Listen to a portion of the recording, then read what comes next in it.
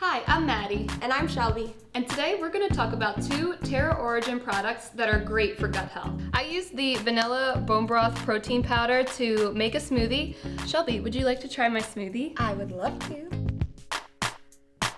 It's delicious, and you really don't get the taste of bone broth in it at all. Yeah, the great thing about this product is that it's sweetened naturally with stevia, so you can enjoy it on its own, just in water or milk, or for a refreshing twist, add it to your smoothie. I chose to make a matcha latte smoothie using Terra Origin's Probiotic Collagen Peptide Powder.